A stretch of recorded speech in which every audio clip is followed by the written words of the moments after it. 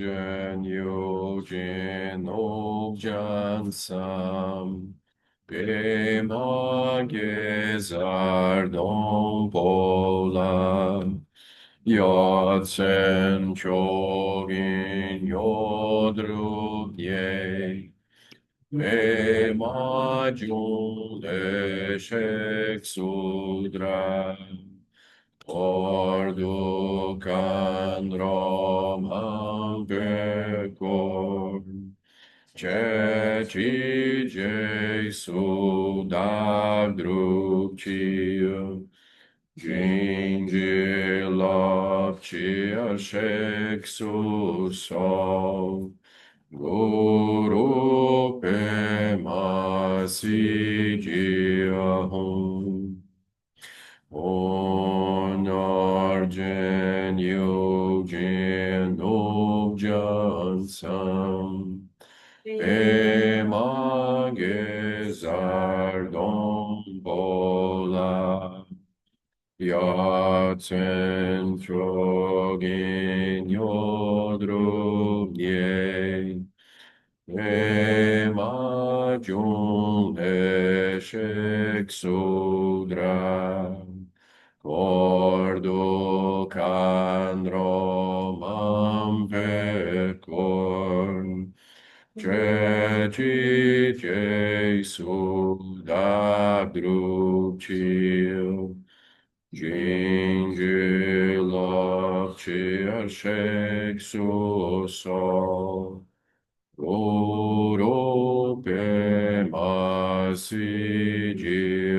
hum, Onarjan Yogin Objansam Emangizardom Pola Yatsen Chogin Yodrom Ye Emajun Eshek Sudran Corducan Romam Pecor Ceci Jesu Dagruci Gingi Lapcia Shexus Sol Guru Pema Siji Sanje Chodan Sochi Chodam La Janchu Bargu Dagni Chapsuchi Lagi Jinso Jipe Sonanchi Drola Pentir Sanje Drupasho Sanje Chodam Sochi Chodam La Jancho Bardo Dagni Chapsuchi Dagi Jinso Jipe Sonanchi Drola Pentir Sanje Drupasho Sanje Chodam Sochi Chodam La Jancho Bardo Dagni Chapsuchi Dagi Jinso Jipe Sonanchi Drola Pentir Sanje Drupasho.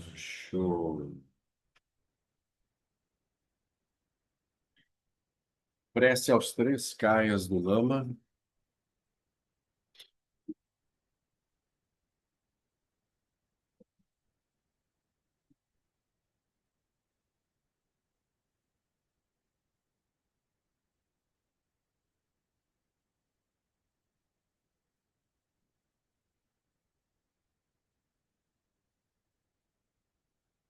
Emarro. no reino puro do espaço básico dos fenômenos, livre de elaborações, na esfera da natureza dos fenômenos, além dos três tempos, além do princípio e do fim, está a corporificação de suprema bem-aventurança, espontaneamente perfeita e completa, além de qualquer sentido de algo a ser feito, presença semelhante ao céu, sem preconceitos ou inclinações. Suplico ao Lama como Dharmakaya, suplico à Ordem Pema Chodron.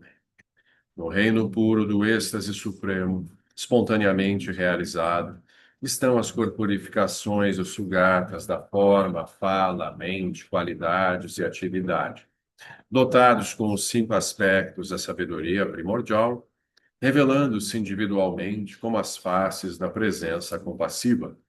Suplico ao Lama como Sambhogakaya, suplico à Ordem Pema Chodron. No reino da pureza inata deste mundo pleno de sofrimento, surgindo através da suprema compaixão pelo bem-estar dos seres, emanações agem para beneficiar os seres através dos meios hábeis que domam de todas as formas possíveis. Suplico aos lamas como Nirmanakayas dos três tempos, passado, presente e futuro, suplico a Ordem Emanjula. Prece a Padmasambhava. Emarro, Kuntuzampo do Dharmakaya, o Buda da sexta família Vajradhara, o mestre Vajrasattva, o vitorioso e realizado rei dos Shakyas, o senhor protetor Amitayus e Avalokiteshvara. Ó Pema, que é inseparável deles, a você o rogo. Manjushri Amantaka é a síntese de sua forma. Grande e poderoso Hayagriva é a síntese de sua fala. Yandak Heruka é a síntese de sua mente. Ó Guru, joia que realiza desejos, a você eu rogo. Chechog Heruka corporifica o irresistível esplendor de suas qualidades. A forma de Dorjejon é a síntese de sua atividade. Yondzog Jalpo é o chefe das mantos e da Kines. Ó grande e glorioso Totrensal, a você eu rogo. No espaço básico de sua forma está a exibição mágica, o campo das deidades pacíficas e iradas. A melodia de sua fala corporifica os 12 ramos dos ensinamentos do Buda. A intenção iluminada de sua mente permeia toda a parte, desobstruída e penetrante. Ó Senhor, chefe das Dakines, a você eu rogo.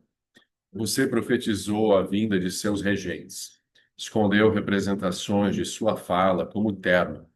Direcionou a intenção iluminada de sua mente para seus filhos de karma afortunado e deixou o seu testamento com toda a nação tibetana. Ó benevolente Nirmanakaya, a você eu rogo. Recordo-me de sua bondade, Guru Rinpoche.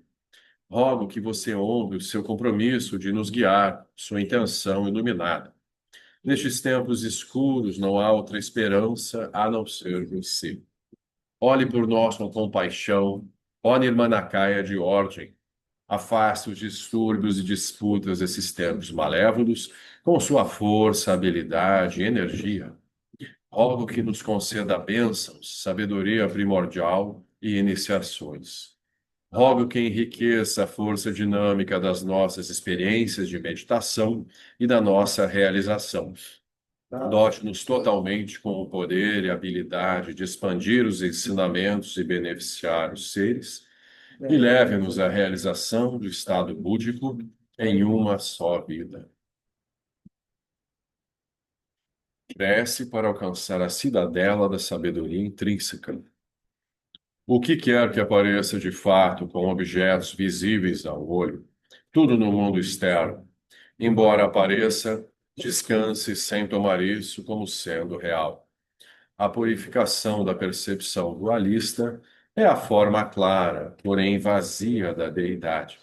Suplico ao lama do desejo e do apego naturalmente liberados, suplico à ordem Pema Chodron.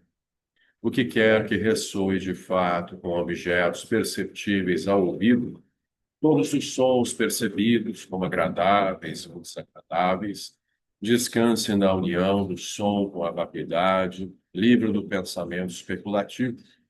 A união do som com a vacuidade, além do princípio ou do fim, é a fala dos vitoriosos. Suplico a fala dos vitoriosos, a união do som com a vacuidade. Suplico a ordem permanente.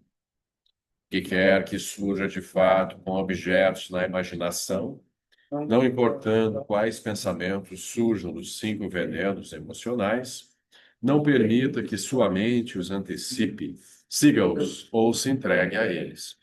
Ao permitir que esse movimento descanse em sua própria base, você é livre do Dharmakaya. Suplico ao lama da sabedoria intrínseca naturalmente livre.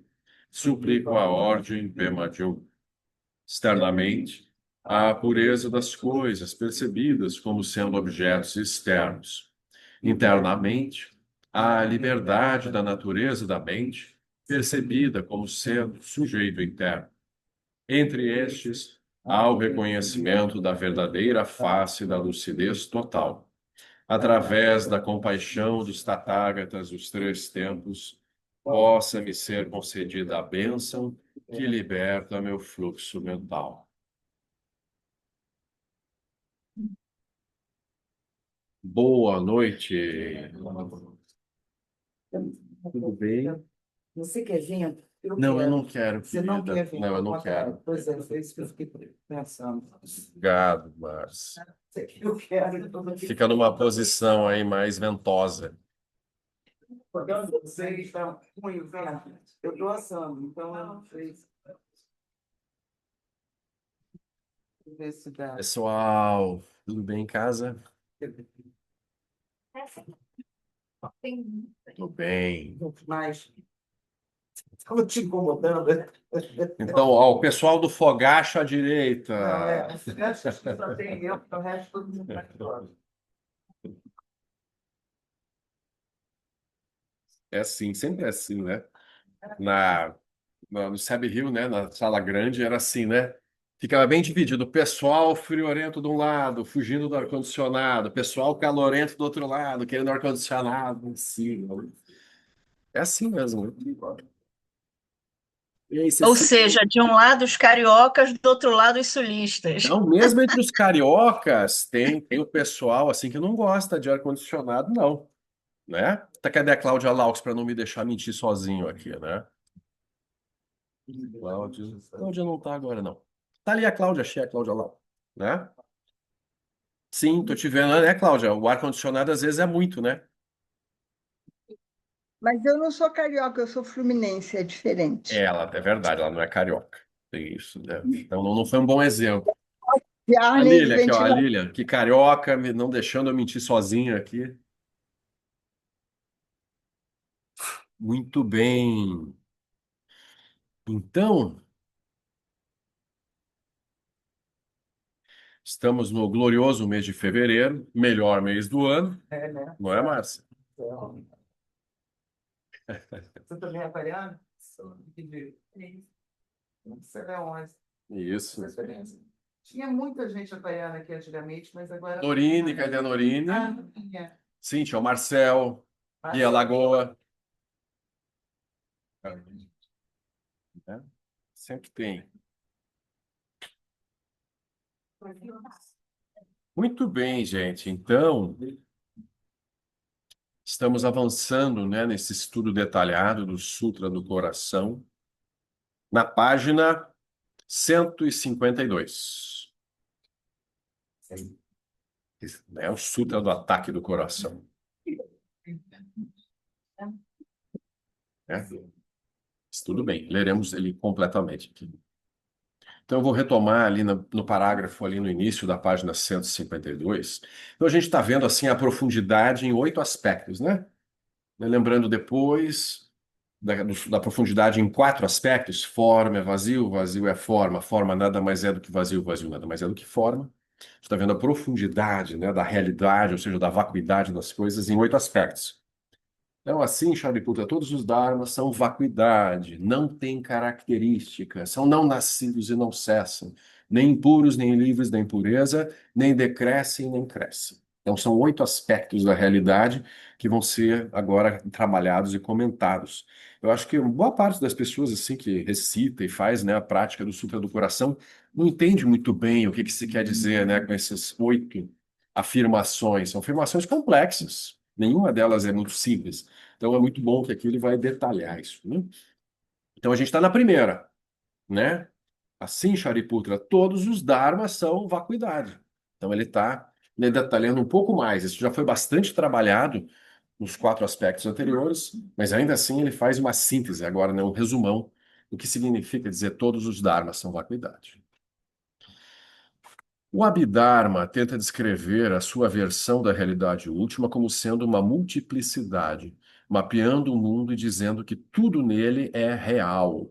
Então, lembram, o Abhidharma tem uma visão atomista, ou seja, particularista, atomista. Nem divide a realidade em partículas fundamentais, que obviamente não é o mesmo conceito do átomo moderno científico, nem é exatamente o mesmo conceito de átomo que os gregos introduziram, né? Uma palavra grega, átomo, né? Vem do grego, né? Então, assim, aqui a gente tem a noção de que se você for dividindo a matéria até um certo limite, você vai chegar nas partículas fundamentais. Tem até um nome em sânscrito para isso, é paramano. Os paramanos seriam essas partículas fundamentais que constituiriam a realidade material física.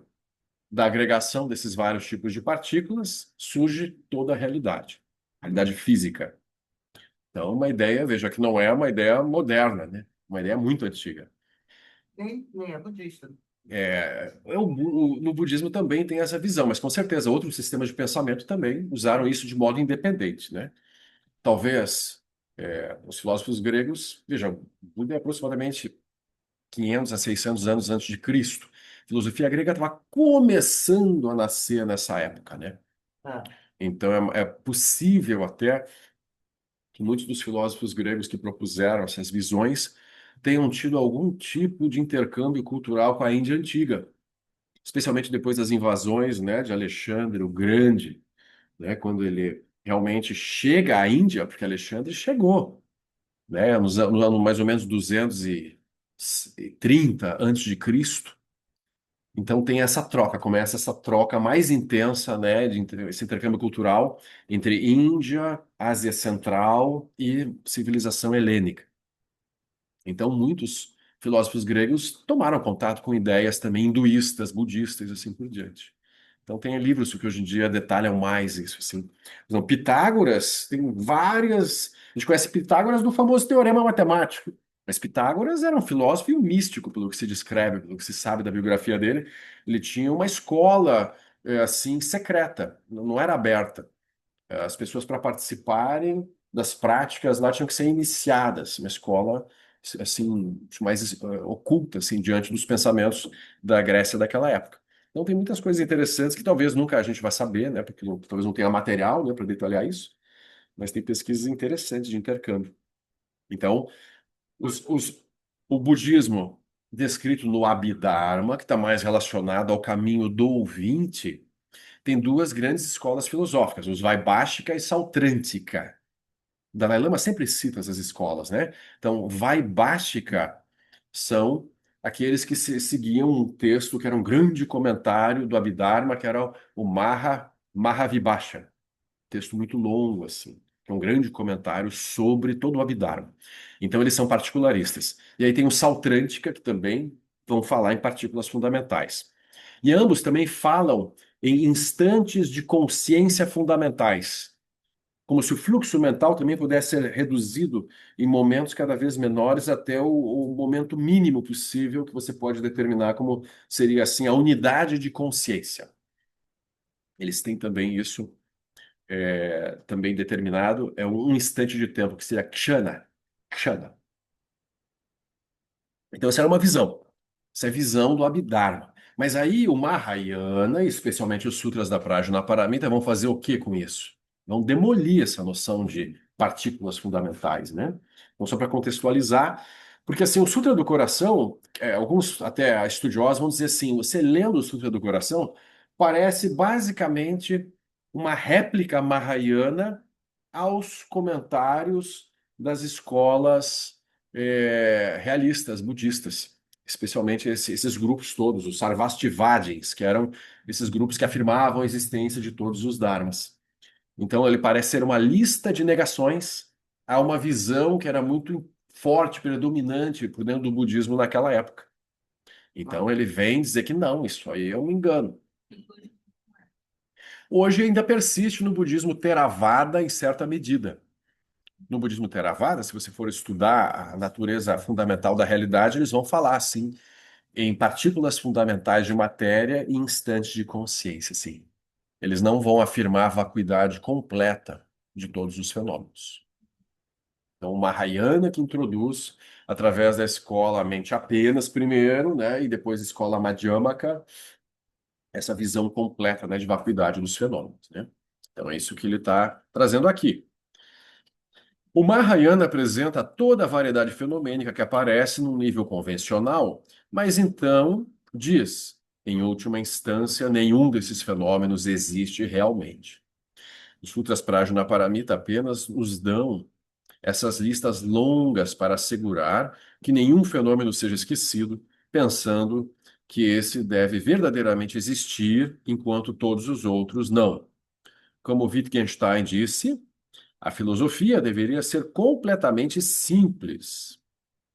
Bem, o resultado é completamente simples, mas o processo, infelizmente, não é, porque temos de trabalhar com a nossa mente complicada.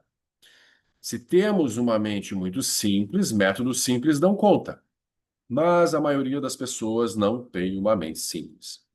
Podemos verificar a qual categoria pertencemos contando quantas vezes perguntamos por quê. Se perguntamos por quê com muita frequência, definitivamente não estamos na categoria de mente simples.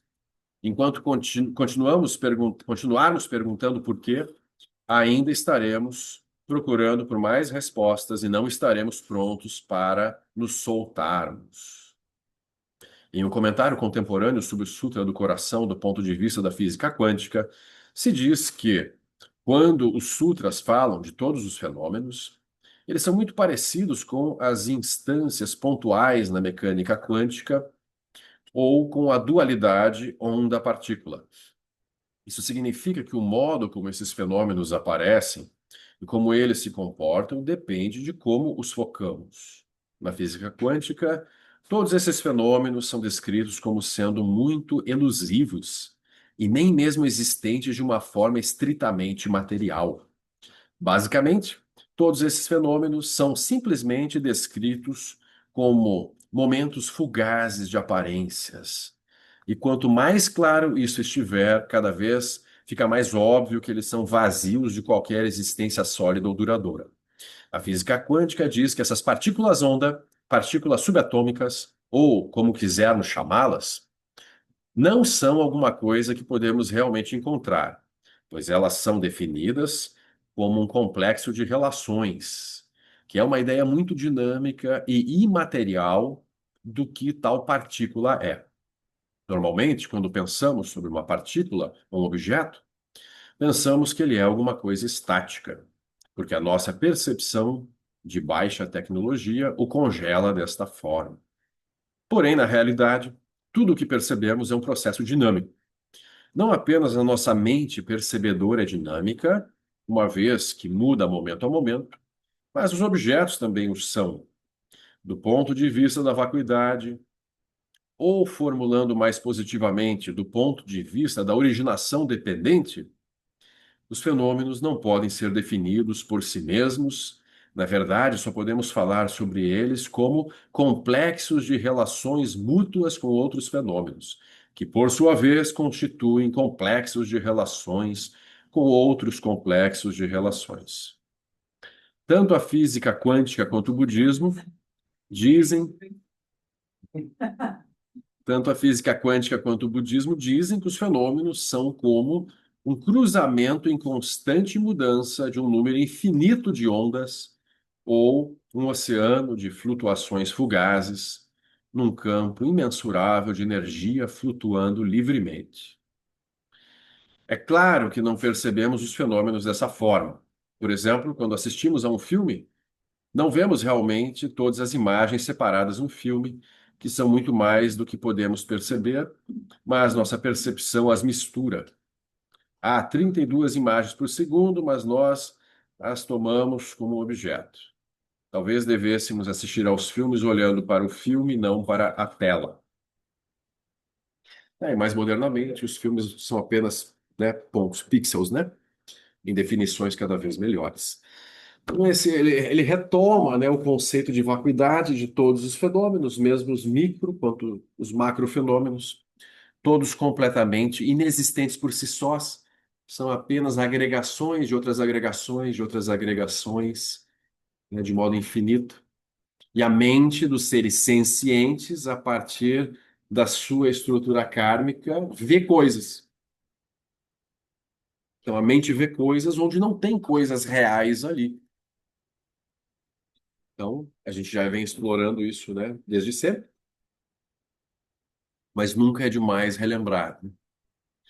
Esse ensinamento se repete sistematicamente para ver se a nossa capacidade, não só de entender, mas de aos poucos ver isso, se ela vai aumentando. E como seria assim a gente enxergar um pouco mais isso na vida prática? Como que a gente olha, por exemplo, para um cacho de uvas, um cacho de uvas, né, com esse olhar? O que que é a uva olhando com esse olhar de vacuidade? Como se comporta o Bodhisattva lá diante do cacho de uva? Né? Ele nem nega a uva enquanto fenômeno relativo e as características da uva como uma construção, né, de um fruto com uma certa cor, com um certo sabor, uma certa textura, um certo tamanho, um certo peso, que tem certos efeitos no meu organismo. Ele não nega isso, mas ao mesmo tempo ele vê que uva não é bem uva. Ele vê a vacuidade da uva enquanto a uva se apresenta. Por ver a vacuidade da uva enquanto a uva se apresenta, ele não tem nem apego nem aversão à uva. Ele apenas experimenta a uva livremente, ludicamente. O Lama Santen adora introduzir essa linguagem, né, de ver a realidade toda como uma magia que vai se manifestando, se desenrolando. A gente não precisa nem negar e nem dar solidez à realidade, nenhum nem outro. Então, a realidade, a gente vai dançando em meio às formas e aparências e manifestações, dia após dia, e vai, no meio disso, extraindo o sentido, né, das aparências, dando, construindo coisas. Então, com essa liberdade de construção, a gente pode construir coisas, né, realidades melhores, mais interessantes, né, para as pessoas, e pode evitar as realidades, né, muito sofridas, muito horríveis para as pessoas. Por exemplo, assim, se a gente joga bombas nas cabeças das pessoas, isso não é muito agradável, né, em geral, para as pessoas. Talvez para quem está lá no joystick derrubando seja até divertido. Ah, matei 60. Ah, agora matei mais 100. Né, como se fosse um jogo, né? Mas para quem está recebendo a bomba na cabeça, aquilo não é muito divertido, né? Então a gente deveria evitar, obviamente, as ações que geram dor, sofrimento, né, em todos os níveis, e deveria cultivar ações que diminuam as doenças, a fome, né, a dor física, a violência física, né, o respeito psicológico, tudo. Né, em todos os sentidos, a gente deveria cuidar melhor das pessoas, construir terras puras. Então, isso é tão óbvio que chega a ser ridículo as pessoas terem que pensar sobre isso. Aí você vê. Aí as pessoas têm que fazer passeatas pela paz, têm que fazer caminhadas pela paz. Sendo que é óbvio que é melhor, né, a gente manter a paz. Mas aí, mentes tomadas, né, por raiva, desejo e ignorância não conseguem ver dessa forma, né? Vem a realidade como uma luta constante entre os mais fortes, né? Os mais fortes precisam manter o seu poder destruindo os outros que representam ameaças. Então esse é o samsara, né? Assim, o tempo todo não entendendo a natureza da realidade, os seres agem a partir das suas identidades, achando que estão numa luta contínua e que eu tenho que defender o meu e os outros que se virem, né? Que lutem pelo seu. Dramático isso, porque no final todo mundo perde, sem exceção. Ninguém ganha. né? Quando a gente entra no formato, né, de agressividade da luta né, do mais forte vai abusando do mais fraco, no final não sobra ninguém, né? Porque o que é mais forte hoje, amanhã não é mais. Então, assim, a gente vê as histórias dos impérios, né? Tentando se manter e sendo invadidos por outros, assim, uma coisa, né? Repetitiva e com muita dor, muito sofrimento, muita geração de karma negativo no processo. Então, é um desastre, né?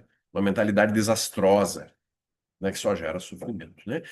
O Homo sapiens, ele sobreviveu enquanto espécie, e aí na roda da vida também a gente vai entender isso, por ter uma capacidade de cooperação, saber se reunir em grupos e se ajudar. É isso que fez a espécie sobreviver.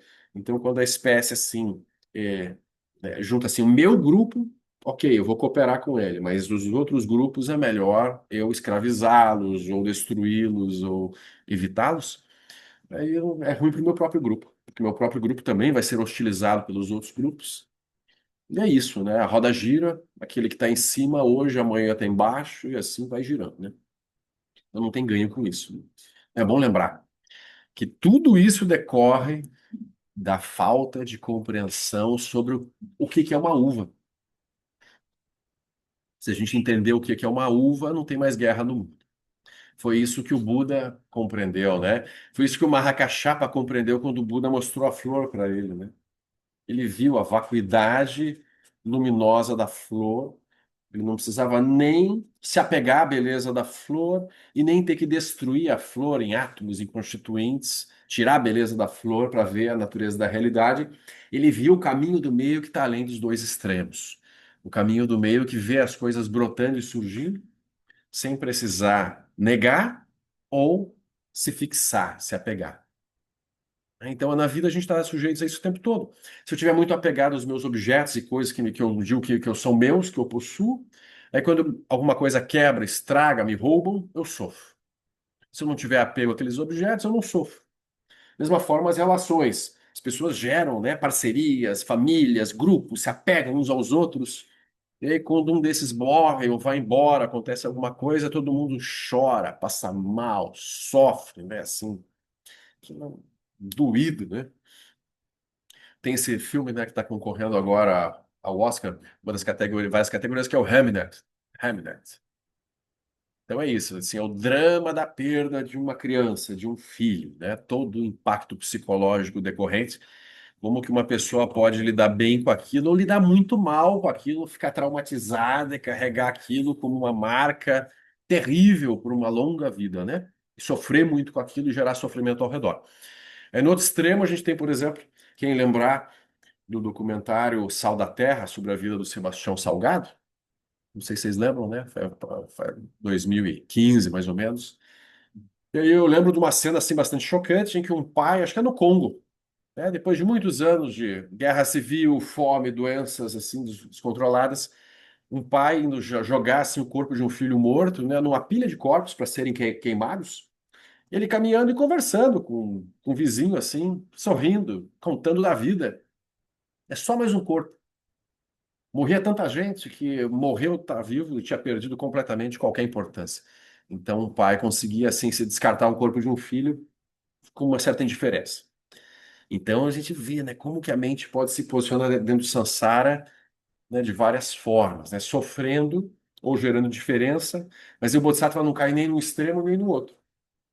Ele tem amor, compaixão, mas não se fixa aos fenômenos por ver a vacuidade dos fenômenos e, portanto, está sempre pronto para ajudar os seres em qualquer circunstância. Isso é maravilhoso, né? Uma visão maravilhosa. Ari, Oi, Marcelo, boa noite. Marcelo, sobre essa lógica, né, da violência e tal, por exemplo, sobre o campo relativo em relação a o país ter uma bomba nuclear, dentro desse contexto, tá entendendo? Porque, assim, a gente não tem condição de encarar uma potência, assim, as potências maiores vão engolir as menores. Então, dentro desse contexto, ter um artefato desse seria uma manobra teoricamente preventiva enquanto um ataque que viesse no futuro. Mas aí você está, né, só jogando água no moinho. Nenhuma arma dessa que foi criada para a guerra, em algum momento ela é utilizada, né? Você Aham. vai criando a arma e em algum momento ela vai ser utilizada. Pro bem ou pro mal, quer dizer, sempre É, pro mal, né? Ah, mas assim, você não tem escapatória também. Se você não tiver, eles vão invadir. Aí fica nessa, né? Se você não é. tem, vai. A gente Se chegou num você ponto. tem, você fica assim, ó, se você invadir, eu vou jogar isso aqui O Ari está colocando, nesse né, dia. sobre a questão, né, da bomba nuclear, né, as nações que têm poder sobre as outras, quem não tem, né? Agora, a gente chegou num ponto da história da humanidade, né, Ari, que quem tem, tem, quem não tem, não tem. Quem não tem, não vai conseguir ter, porque os que têm não vão deixar ter, né? Então é um impasse, assim, interessante, né? Mas, assim, a princípio, como é que o budismo vai olhar para a autodefesa? A gente poderia pensar em geral. A gente está pensando no exemplo de um país, né, que não tem condições de se defender dos outros porque não tem uma bomba nuclear para ter mais poder de barganha nas negociações, que é o que acontece claramente na geopolítica atual, né? Então, o Brasil, por exemplo, não tem a menor condição de ter no momento, né? Então, também fica um lado mais frágil. Daí, esses países estão lá brigando pelo multilateralismo, ONU, respeito entre as nações, né? Aí está tentando se defender de uma outra forma, de uma forma diplomática. Os países que têm esse poder podem, né, infringir as regras, né, e fazer muito mais ou menos bem o que querem, né? E assim, a história da humanidade, se a gente for olhar, é um pouco pela lei do mais forte, né? Assim, o Sansara é um pouco isso. O budismo entende que isso não tem solução ali. Isso não tem solução. Porque mesmo que você desenvolva a bomba, daí tá, você tem um pouquinho mais de poder de barganha, mas ainda assim, você tem 100 ogivas, o teu adversário tem 1.500. Então, assim, não tem como, assim, sabe, pela competição, jogando o mesmo jogo dos semideuses, chegar a uma estrutura de paz, de equilíbrio, né? Muitos dizem até que a existência da bomba atômica, né, gera uma certa paz no mundo, em que as grandes superpotências não se atacam porque sabem que não podem se atacar, seria uma destruição mútua, né, inevitável. Então tem esse lado também. Muitos dizem que, na verdade, a energia atômica é o que sustenta a paz no mundo, assim, num nível, uma escala maior, né? O fato de não ter uma terceira guerra mundial. São várias teorias. O Buda, ele tem, né, ensinamentos em que ele fala que a função de um governante é defender o seu povo. A gente já falou um pouco sobre isso. O Lama explorou isso um pouco naquele livro do Bico Bode, né? Harmonia Social e na Sangha, né? Vai ter ensinamentos para os generais, para os reis. Eu também já dei algumas uns cursinhos assim sobre um pouco sobre isso, né? Eu separei do Buda Dharma, né, o caminho para a iluminação. Eu separei todos os trechos que eu encontrei sobre isso, né, o budismo enquanto sugestões para gestão pública, administração, como lidar com situações assim, né, a nível de governo mesmo. Então, é um tema interessante. E nessas seleções, o Buda diz que um governante deveria fazer tudo o que for necessário para defender o seu povo, inclusive a guerra. Então, a posição budista não seria assim, pacifista até um limite total, assim, deixe eles nos extinguirem e a gente não vai fazer nada. Não. Por exemplo, o Dalai Lama rapou o pé, né? Quando ele viu que não ia dar muito certo ficar no Tibete, Não fez nada, né? ele fugiu. Pois é. Ele poderia ter ficado esperando, né, os movimentos dos chineses e simplesmente jogar o jogo deles, mas não, ele fugiu e estabeleceu um governo no exílio. Ou seja, ele, de certa forma, peitou o movimento chinês, como era possível, né, dentro daquela época. Ou seja, não há uma sugestão do budismo de simplesmente abandone completamente o teu povo ou o teu território aos trogloditas. Não há essa sugestão. Quando os mongóis. Não tiveram no sentido de que abandonaram os chineses. Não, Não não tinha o é, que fazer, não havia mais possibilidade. Ele tentou resistir com tudo que foi possível, sim, né? mas abandonou. Por exemplo, quando os mongóis, muito antes dos chineses, lá no século XIII, invadiram não só o Tibete, como invadiram a China, invadiram toda a Ásia Central, invadiram a Rússia, invadiram boa parte, inclusive, da Europa, né? Os mongóis se espalharam. Como é que os tibetanos agiram? Os tibetanos geraram, assim, diplomaticamente uma conexão com os mongóis. Os mongóis acabaram se interessando bastante pelo budismo tibetano, pela sabedoria que os lamas tibetanos tinham, e estabeleceram uma relação que durou muitos séculos, que era a relação, assim, patrono-sacerdote, que eles chamam. Uma relação temporal religiosa. em que os imperadores mongóis detinham o poder sobre as fronteiras, sobre as relações exteriores do Tibete, mas deixavam o Tibete viver o modelo religioso que eles já viviam internamente. E ele, inclusive, ele, assim, nomeou, né, alguns líderes na época da linhagem Sakya, né? Primeiro Sakyatrizin da época, não, Sakyapandita. Sakyapandita foi um dos primeiros que foi nomeado. Depois, Chogyalpapa foram grandes mestres da linhagem Sakya que tinham essa relação com os imperadores mongóis e que tinham carta branca dentro do Tibete para manter as coisas funcionando daquela forma. Então, eles conseguiram evitar a invasão, a guerra direta, a destruição do povo, através de uma troca religiosa em que eles realmente cederam no aspecto militar, mas fizeram um bom acordo para poder seguir vivendo o modo de vida que eles viviam. Isso funcionou com os mongóis. Depois houve várias outras tentativas de invasões ao Tibete, né? Os ingleses invadiram no século XX parcialmente o Tibete. Os nepaleses invadiram em certos momentos o Tibete. Outras tribos nômades do norte da Ásia também invadiram. E a China, que sempre foi, né? Teve altos e baixos nessa relação entre os dois. É, A questão da invasão da China comunista foi isso. Os tibetanos não tinham a menor condição, né? Eles ficaram muito atrasados tecnologicamente, não tinham o que fazer, né, militarmente. Eles tentaram se associar a outros estados. Por exemplo, o Dalai Lama tentou muito uma parceria com a Rússia dos czares, a Rússia imperial. Vários embaixadores tibetanos tentaram pedir a proteção, né, da Rússia contra os chineses. Eles tentaram com os britânicos, eles tentaram com os norte-americanos, mas ninguém na época tinha um interesse estratégico grande o suficiente para bancar as fronteiras tibetanas.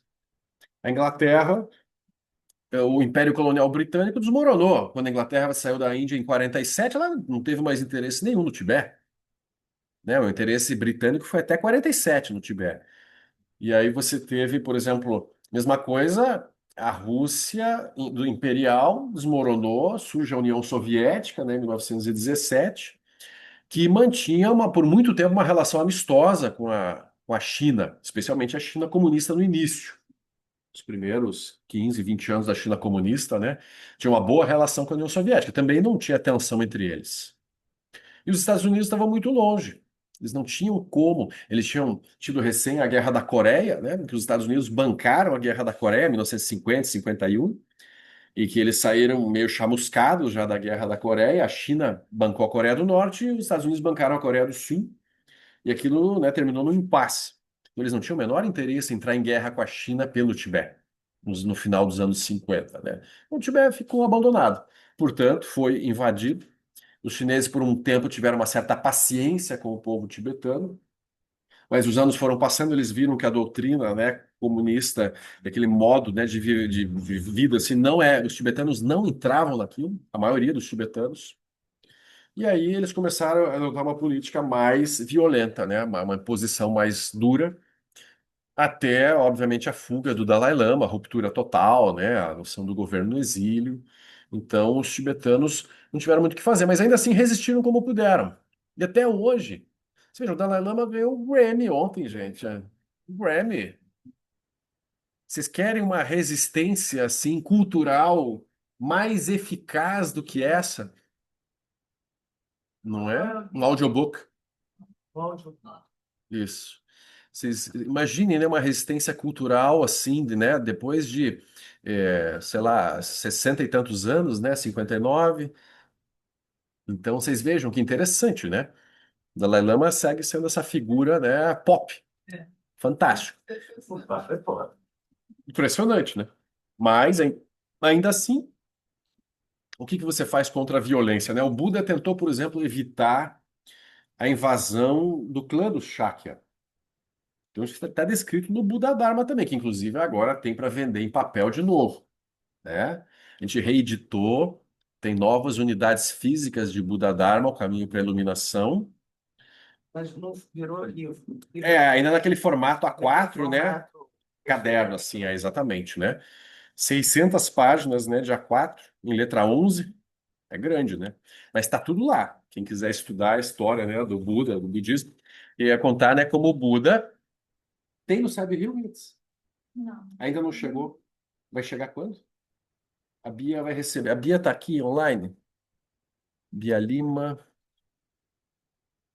A Bia tá. Oi, tô, E Bia, Marcelo. quando é que chegam os nossos livros?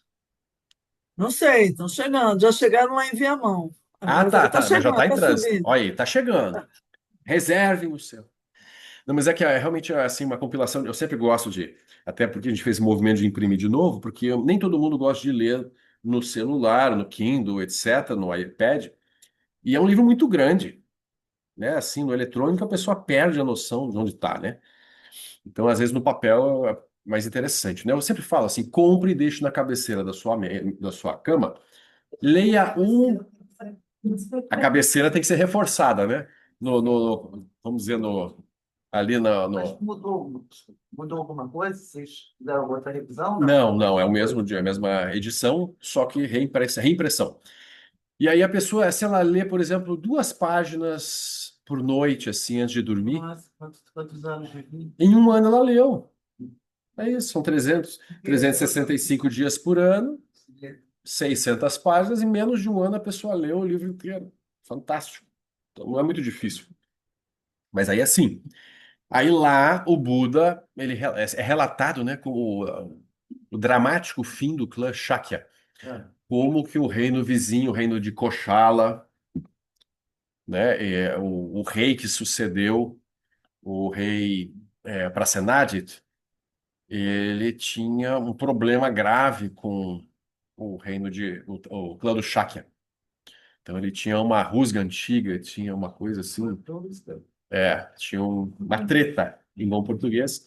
E aí ele resolve invadir. Por 3 vezes o Buda se colocou no meio do caminho e conseguiu convencer esse rei a não invadir, que não seria favorável para ninguém. Na quarta vez, o Buda não estava perto e não conseguiu reter, né, a força da invasão. Eles invadiram, mataram todo mundo. E aí tem lá alguns relatos, né, sobre esses momentos. Então, não tem como evitar muito assim a violência, né, no Sansara. Então, o Buda não foi capaz de evitar. Guru Rinpoche deixou profecias muito claras. Hoje em dia, o glorioso mosteiro de Samye, né, construído no formato da mandala universal do Monte Meru, os continentes menores.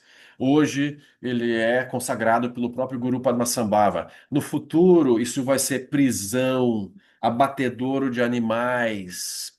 As pessoas vão destruir as paredes, vão, né, cuspir, vão jogar excrementos. E foi exatamente o que aconteceu durante a Revolução Cultural, né, nos anos 60.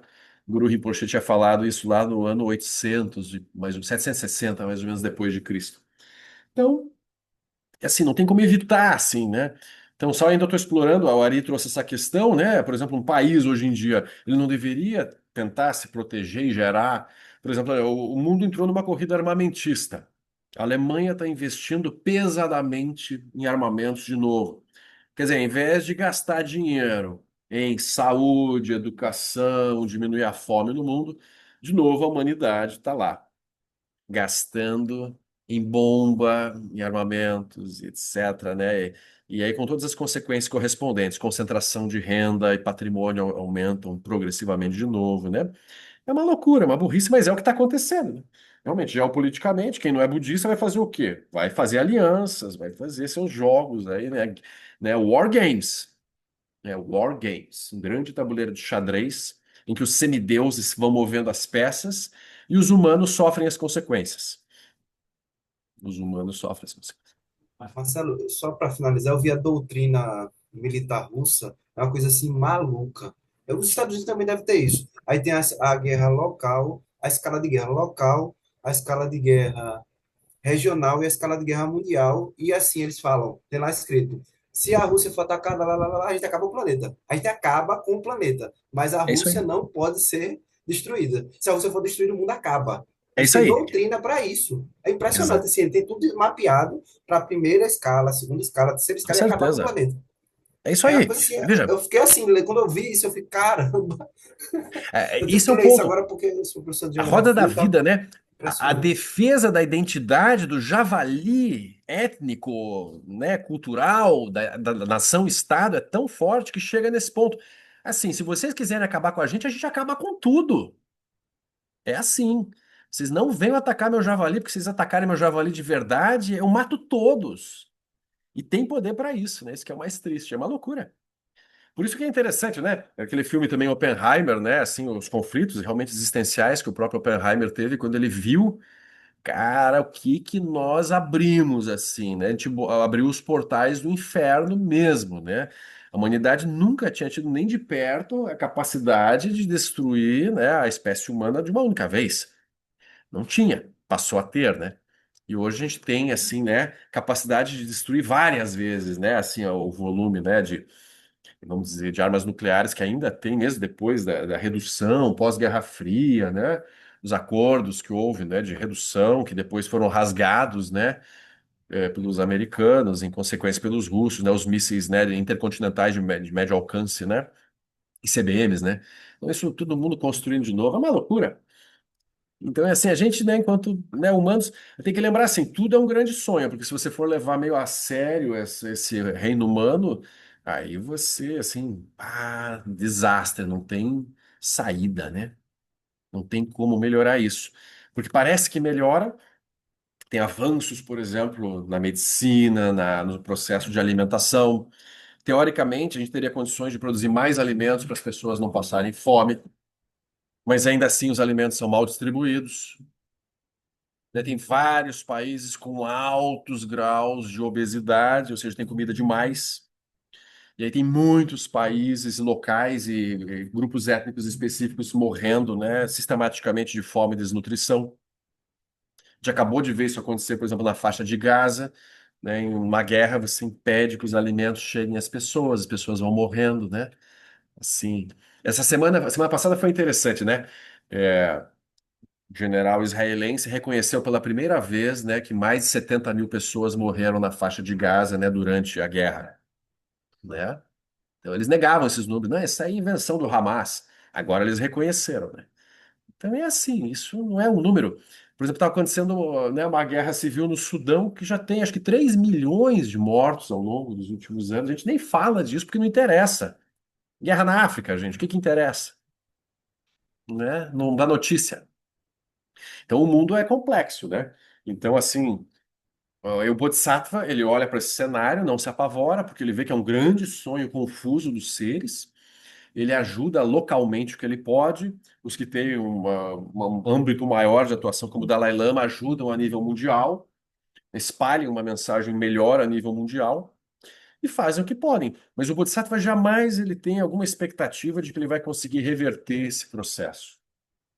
Ele entende que o samsara é uma loucura, o samsara ele é cíclico, né? Então ele acaba em destruição mesmo, né? Tem descrições nos sutras, mesmo que os humanos não acelerem esse processo, os próprios elementos eles vão se desequilibrando. Então se fala o universo, né? Esse universo atual, esse Monte Meru será destruído 7 vezes pelo fogo. Depois de destruído 7 vezes pelo fogo, será destruído uma vez pela água. Isso está lá no Abhidharma, descrito assim como que os mundos vão sendo destruídos sistematicamente pelos elementos. É interessantíssimo, assim. Então, é assim, sim, Pedro. É legal esse negócio de tentar trazer para um pouco o que a gente pode fazer, né? Assim, que são movimentos geopolíticos muito grandes e às vezes é uma sensação da sociedade. Então, a gente possa fazer contra isso, né? Como é que a gente, nesse mundo, né, muito incerto, em que invasões territoriais voltaram a ser comum, Uhum. a gente não via muito tempo, voltou a ser uma regra normal do jogo, e uma polarização cada vez maior, tem várias coisas.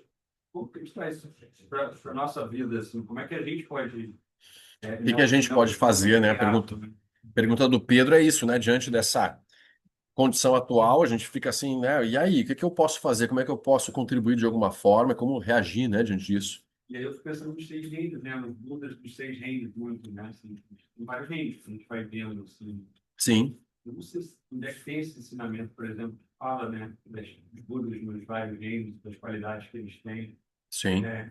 Que a gente possa tentar, né? É. que é feito espelhar, né?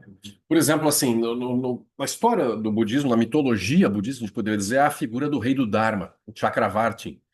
E ele, quando vem ao mundo, ele tem poder para dominar todos os outros povos, subjugar os povos que são belicosos, de uma forma pela força mesmo, mas cessar as guerras de uma forma impositiva. Há essa figura, mas no momento não há essa figura, não há rei do Dharma.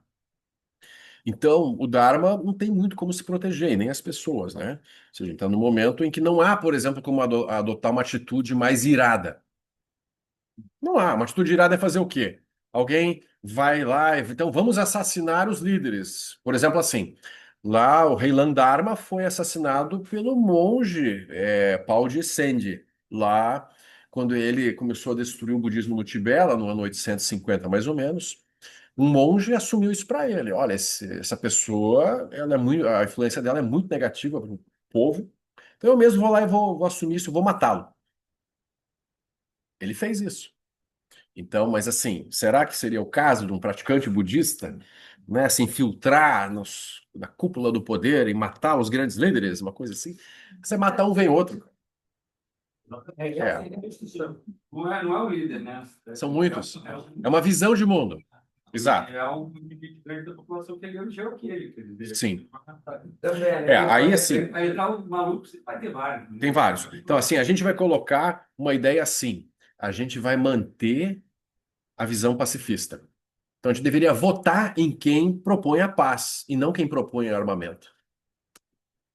Então, mas essa seria assim, a atitude de um bom praticante budista. Assim, não, a gente não vai entrar na loucura dos outros. No nosso dia a dia também, né, Marcelo? Pensando na nossa relação com coisas pequenas, assim, né? Positivo. Claro, como eu comentei, o Bodhisattva, no microcosmo, ele está o tempo todo ajudando. Ele não se apavora com a coisa mundial, com os grandes fenômenos. Porque ele sabe que os seres morrem, renascem, é um ciclo infinito da roda da vida. Isso é um grande sonho, um pesadelo temporário, e ele não se apavora. Ele vai estabelecendo conexões positivas em todas as direções. Como o Dalai Lama manteve fielmente a noção, né, de paz para o povo tibetano, nunca instigou qualquer tipo de violência física contra os chineses, e segue mantendo isso até a morte, né? A gente deveria localmente fazer a mesma coisa, não entrar na loucura da violência.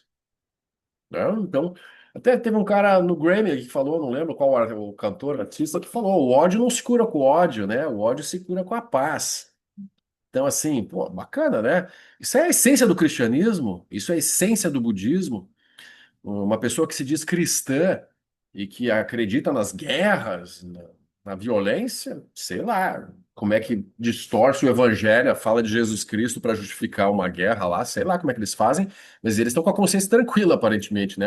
Algum jeito teológico eles dão, né? Mas assim, isso não é, né? A coisa seria o pacifismo mesmo, a melhor forma, né, de relação, né? A gente vai manter isso no microcosmo. E, de novo, a pessoa, ela tem que. Como é que ela influencia o macro, né? Nas democracias, através do voto. Né? Então, pensar e propagar visões mais positivas, assim. Né? Mas entendendo, gente, que o Sansara não tem solução. Tempos de degenerescência, as emoções perturbadoras vão se intensificando, as loucuras, as confusões vão aumentando. Isso é o que a gente está vivendo. Por isso que aí o Dharma é isso.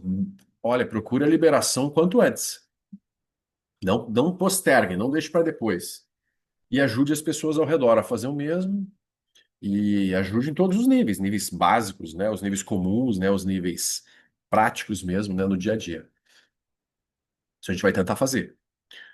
Mas com uma tranquilidade de ver a vacuidade, que esse era o tema, né? Assim, como manter todos os dharmas são vacuidade. Então, assim, as guerras são vacuidade, as pessoas raivosas são vacuidade, as agressões são vacuidade. A gente tem que treinar essa noção de que agressão é vacuidade. Com pequenas agressões. Quando alguém te desrespeita na fila, quando alguém te xinga em algum lugar. Em geral, o javali já fica chateado, magoado, enraivecido. Como é que você está falando assim comigo? Então, a gente deveria treinar, né, assim, essa capacidade de não se abalar com os ataques dos outros, por exemplo. Tem com os elogios, isso foi do lado. Com certeza. Que é uma... Mas é. Sim. Eu acho Não, que não. O reino dos e as deuses. coisas. O reino dos deuses é muito mais sedutor do que o reino dos infernos gera medo e aversão. Com certeza. Mas a gente tem que treinar os dois, né, nos dois sentidos. Assim, eu comentei mais no reino dos infernos, que a gente está falando das guerras, né, da violência, assim por diante. Então a gente precisa aprender a lidar com isso tudo e não entrar no jogo, não entrar na paisagem. Por exemplo, não sei, eu já recomendei aqui em algum momento, tem essa pesquisa, né? O Brasil no Espelho, que é um livro publicado, né, pelo esse Felipe Nunes, presidente do Instituto Quest. Tudo bem que foi a Globo que bancou o estudo, etc., né? Mas tem uma pesquisa com 10 mil pessoas no Brasil, né? E aí mostra claramente como a sociedade brasileira é punitivista. Punitivista.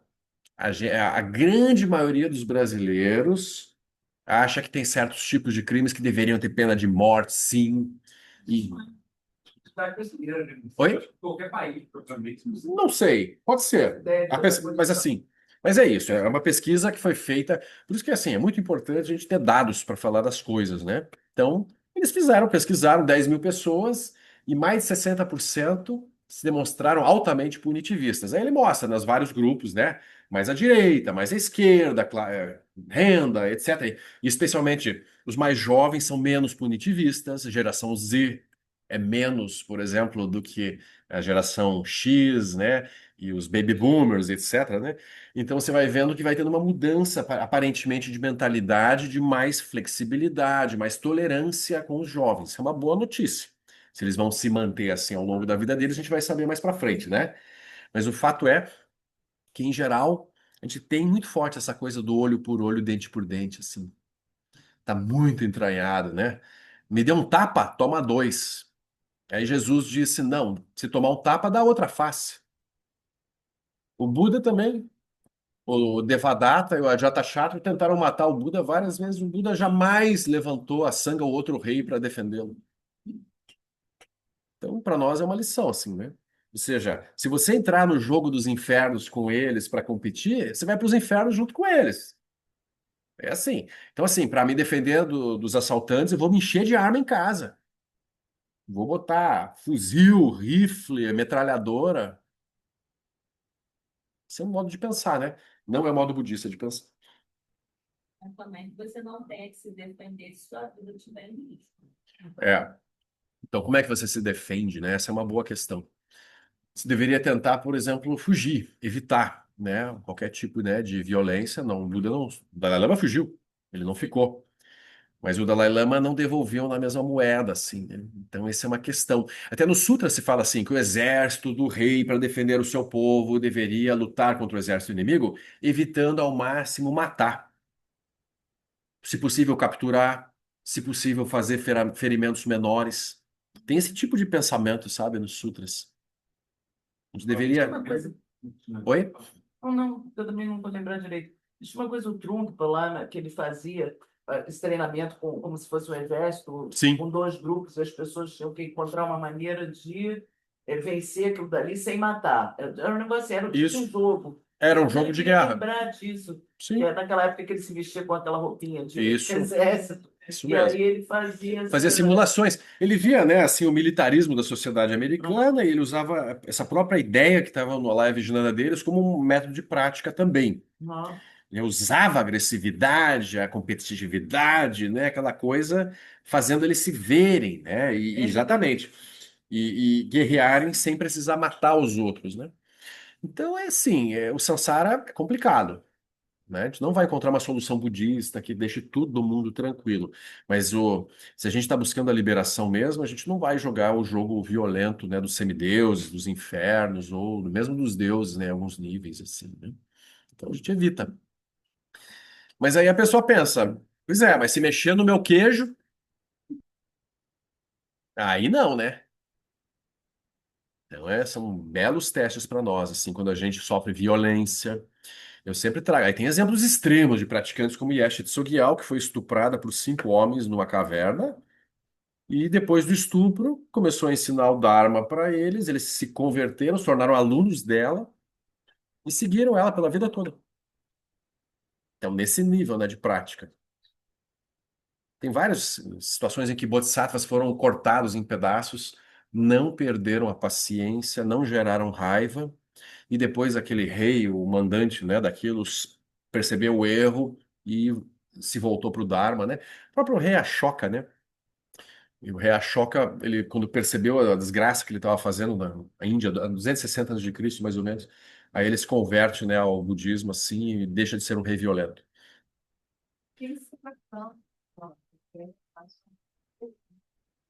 A Seracando, o que que tem? Tem essa história, quando ela foi implementada, em termos de pouco caso, ela foi para a Glória, né? E a história dela é a história de 1940, É, bem mais recente, é. bem recente. Assim, não é uma coisa tão distante, né? Não, é possível. Ah, tem vários, né, monges e monjas que ficaram presos nas prisões, né, chinesas e saíram bem, assim, saíram sem raiva, praticaram compaixão, paciência dentro da tortura, dentro da prisão, da fome, né, da privação, né, de várias coisas. Então é possível. Tem praticantes que têm esse calibre. Então a gente começa com pequenas coisas, assim, né, vendo como a gente defende os nossos javalis de qualquer jeito, né? Pequenas coisas. O praticante budista, ele vai lá e reserva um lugar para ele lá perto do lama no retiro. Aí vem outro e tira um negocinho dele e senta na almofada dele. Aí ele vem e fica puto. Aí que tipo de prática é essa, né? Que tipo de prática é essa? Né? Pegou o meu lugar. Aí o outro responde, aqui não tem lugar marcado, né? Isso. Coisa assim. Então, assim, né? Agora pegou pesado, né? Não pode reservar lugar no retiro, né? Lugar especial, né? É, gente. Não vai perder o lugar, É. né? Então, um pouco isso, assim. Quem foi para Portugal, né? Mas é isso, gente. Só para a gente olhar como a gente tem que se libertar dessa coisa, né? Da defesa dos javalis, né? Que é muito forte. Se a gente não se libertar disso, a gente vai seguir fazendo a mesma coisa que eles que a gente aponta, os homens horríveis que estão no poder. Se a gente estiver no poder como eles, a gente vai fazer coisas parecidas. Tem que desarmar esse mecanismo, né, da roda da vida, e é por dentro, não é por fora, né? É assuntos, né? Assuntos pesados, né, Luana? Mas aí a gente é isso, a gente fecha com essa noção de que a gente está num bom caminho, né? A gente está tentando, né, praticar amor, compaixão, alegria, equanimidade, generosidade, moralidade. Mesmo que a gente não consiga o tempo todo, a gente está tentando. Então, é uma linha assim de ação, né, de movimento muito melhor do que as linhas violentas. Muito melhor. A gente pode ter certeza disso. A lei do karma é infalível. Todo mundo que você matar, violentar, né, gerar negatividade, vai voltar de uma forma bem ruim. Então, melhor a gente, né, seguir nesse caminho, mesmo que a gente veja assim, ah, mas então nós somos os otários, assim, por sermos bonzinhos.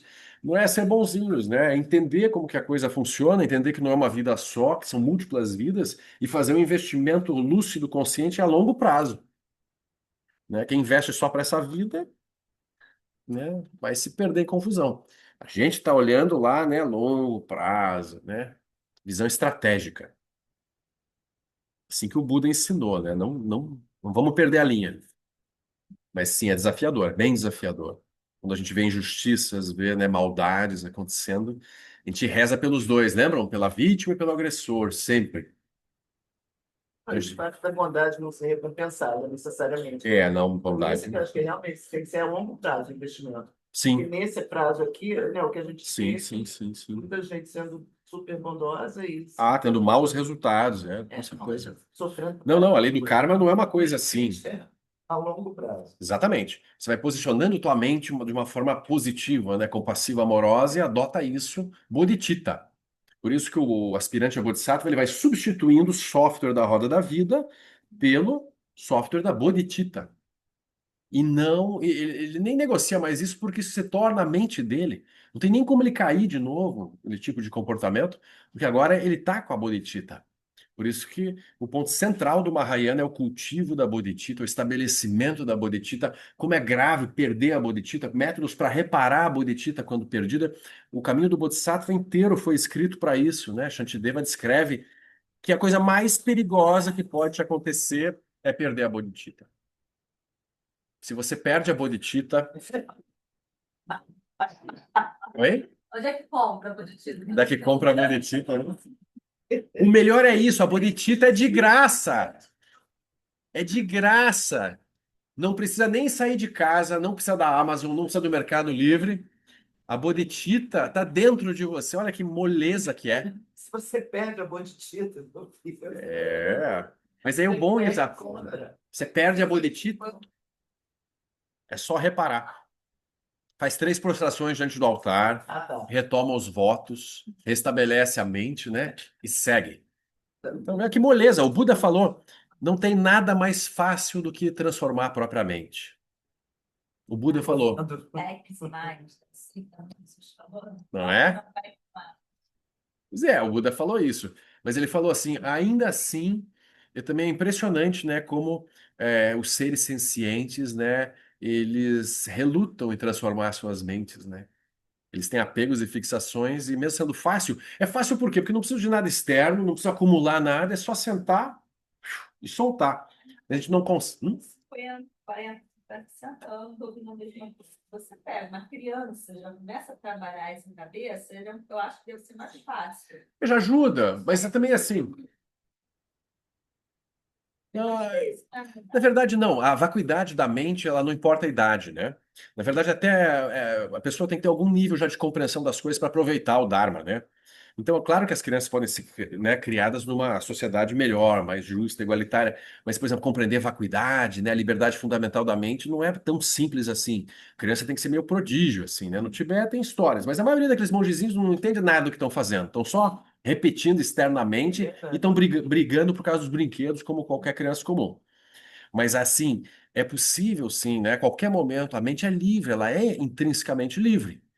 Então, a bodhicitta ela está disponível o tempo todo, em qualquer lugar. Isso que é a maravilha da coisa. Não tem que ter nada externo, né, para resolver isso. Então, ao mesmo tempo que é fácil, é difícil pelos condicionamentos, pela prisão do apego e da fixação, apego aos prazeres do samsara, apego às atividades do samsara, né? Sustentação dos javalis de sucesso. Isso toma tempo e energia. Então, por isso que, né, vem essas sugestões, né, de simplificar a vida, para poder praticar mais, para poder rapidamente, né, se libertar dessas prisões assim e não sofrer mais. Quem tiver mais livre, aí mesmo se vier um tsunami, a pessoa lida bem com o tsunami. Vamos dizer que o Brasil é invadido, né? Não é impossível. Nada é impossível, né? Olha, se não faz os 3 prontos quebrarem, muita gente vai pular pelo show dela. É, exato. Vai pular quem tem dinheiro. Quem não tem dinheiro, não precisa pular, já não tem, né? Então tem isso, sim. Aí pode acontecer coisas ruins na nossa vida ainda. E aí como é que a gente vai lidar? Quem tiver mais fixado e apegado ao seu estilo de vida, à sua identidade, às suas coisas, vai sofrer mais. Quem tiver mais livre, mais desapegado, vai lidar melhor com as consequências, né? Sempre foi assim, sempre vai ser. Então trabalhamos o desapego que vem da contemplação da vacuidade das coisas, não é? É isso que a gente tem que fazer. Essa é a prática, a Prajnaparamita, né? Acumular isso no meio da vida e sentado, né? Praticando. Esse é o caminho que o Buda apontou. Muito bem, então semana que vem continuamos, né? Nos 8 aspectos. A gente olhou, terminou o primeiro. Semana que vem. Semana que vem aqui de novo. Semana que vem presencial. Cedo. Vamos fazer de novo grupinho. Quem puder vir aqui, né? Na casa da Márcia aqui no Leblon, pode vir. Quem quiser acompanhar à distância também pode acompanhar, né? E daí amanhã, terça-feira, a gente está começando, né, esse estudo do Transcendendo a Loucura. A gente falou só de loucura hoje, né? A gente precisa transcender a loucura, não é? Então, o estudo de amanhã é o texto do Trungpa, né? Também muito cirúrgico, né? Sempre de Chogyam Trungpa Rinpoche. Então, todo mundo convidado, quem puder, quem quiser. Tá bem? Então, que os méritos deste encontro se expandam e toquem a todos, que o Mestre Universal da Paz e da Compaixão, Sua Santidade o Dalai Lama, juntamente com todos os mestres de todas as tradições que veiculam esta mensagem, tenham longa vida, que todos estejam a salvo de gerar pensamentos negativos, obstáculo mais destrutivo, que estes pensamentos nunca surjam em nossa mente, e que todos os seres também estejam livres de pensamentos negativos. Ken lo chosun ring lo che tsam ling sa sun cha par droju chosun nang vadam medrau do sun gele shu. Boa noite. Boa noite, obrigada, Ó, Marcelo. Boa noite, Amanhã. obrigada, até Marcelo. amanhã. Boa semana. Obrigado, Tchau, tchau. queridos. Boa noite, pessoal. Até mais. Boa noite, até mais. Tchau, tchau. Ela vai ficar aqui para pegar os primeiros blocos, é? Como é que é, Claudinha? Vai ficar aqui para pegar os primeiros blocos. Tem um Com- bom domingo. Com certeza era essa a minha estratégia para sair nos bloquinhos, né? Amanhã você me passa as dicas. Fácil. Você me passa as dicas para saber bem onde que eles vão estar, sabe? Até amanhã, gente. Beijo. Tchau, tchau.